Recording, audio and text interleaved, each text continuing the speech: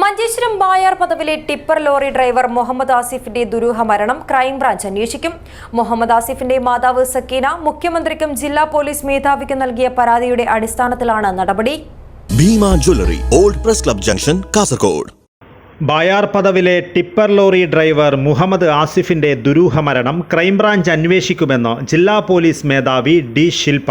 മരിച്ച യുവാവിന്റെ മാതാവ് സക്കീന മുഖ്യമന്ത്രിക്കും ജില്ലാ പോലീസ് മേധാവിക്കും നൽകിയ പരാതിയുടെ അടിസ്ഥാനത്തിലാണ് നടപടി. ക്രൈംബ്രാഞ്ച് ഡിവൈഎസ്പി ഉത്തംദാസിന്റെ നേതൃത്വത്തിൽ അന്വേഷണം നടത്തും. മരണത്തിൽ സമഗ്ര അന്വേഷണം ആവശ്യപ്പെട്ട് CPM നേതാക്കൾ വഴിയാണ് മാതാവ് സക്കീന പരാതി മുഖ്യമന്ത്രിക്ക് നൽകിയത്. ജില്ലാ പോലീസ് മേധാവി ഡി ശിൽപയെ നേരിട്ട് കണ്ടും പരാതി നൽകിയിരുന്നു.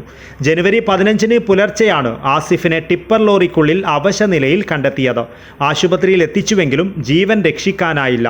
യുവാവിൻ്റെ ശരീരത്തിൽ കണ്ട പരിക്കുകളാണ് യുവാവിൻ്റെ മരണം കൊലപാതകമോ എന്ന സംശയങ്ങൾക്ക് ഇടവരുത്തുന്നത്.